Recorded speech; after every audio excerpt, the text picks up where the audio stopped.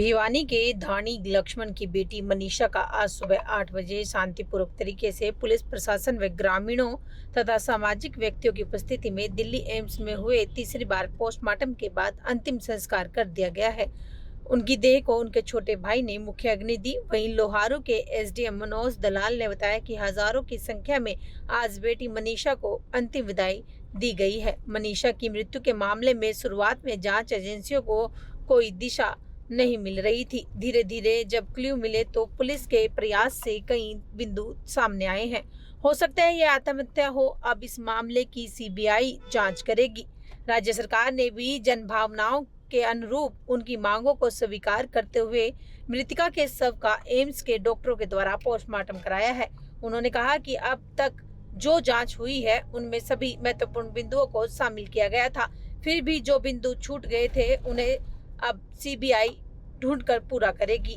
यदि अब सीबीआई की जांच किसी अलग दिशा में जाती है तो सरकार दोषियों को सजा दिलाने का काम करेगी। भावपूर्ण और अश्रुपूर्ण विदाई देते हैं हम सब की संवेदनाएं उस परिवार के साथ है। काफ़ी लंबे समय से ये आंदोलन चलता आ रहा था। आज उसका पटाक्षेप हुआ है। बहन की अंतिम विदाई आज हो चुकी है। अंतिम संस्कार उनका हो चुका है हजारों लोगों की अश्रुपूर्ण विदाई के साथ। सभी ने एक संवेद सवर में इंसानियत और संवेदनाएं दिखाते हुए उस बहन को विदाई दी है और सरकार ने उनकी इस मांग को स्वीकार किया है कि अगर किसी पुलिस से डॉक्टर से कोई ऐसा बिंदु जो छूट गया हो वो जांच में शामिल करने के लिए जांच सीबीआई को सौंप दी गई है। तो डॉक्टर्स की तरफ से अगर कोई ऐसी चीज़ रह गई हो उसको ठीक करने के लिए, करेक्ट करने के लिए ये उनका पोस्टमार्टम करवा दिया गया था कल ही एम्स के द्वारा। ये सारी चीज़ें होने के बाद परिवार अब संतुष्ट भी है, क्षेत्र के लोग भी संतुष्ट हैं और उनकी ये मांग है कि ये न्याय अवश्य मिलना चाहिए।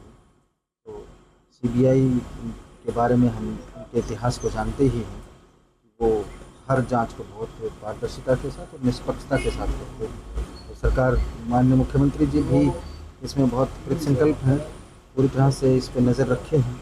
जहाँ जहाँ जिस रूप में उनसे मांग की गई है, माननीय मुख्यमंत्री जी ने जिस साहब के माध्यम से और एसपी साहब के माध्यम से लगातार इस पर नज़र रखी है और वो चाह रहे हैं कि मामले में कोई चूक हुई है तो दोषी हैं वो दोषी पाए जाएं और उनको सख्त से सख्त सज़ा कानून के तहत मिले।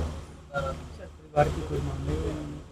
इसके सिलसिले में परिवार की क्षेत्र की कोई मांग नहीं थी। जब हम अंतिम संस्कार पे थे वहाँ तो पूरा परिवार, पूरा गांव, पूरा क्षेत्र संवेद सब्र में केवल एक बात कह रहा था कि उन्हें लगता है कि किसी न किसी बिंदु पर कोई चूक हो गई है। हम वो चूक को सुधारना चाह रहे हैं और सरकार से, प्रशासन से, पुलिस से ये मांग करते हैं कि उस बेटी को न्याय मिले और हमने भी उन्हें आश्वासन दिया है कि उस बेटी को न्याय मिलने के लिए सीबीआई बहुत पारदर्शिता से, बहुत निष्पक्ष तरीके से और बहुत तीव्र गति से इस जांच को आगे बढ़ाए।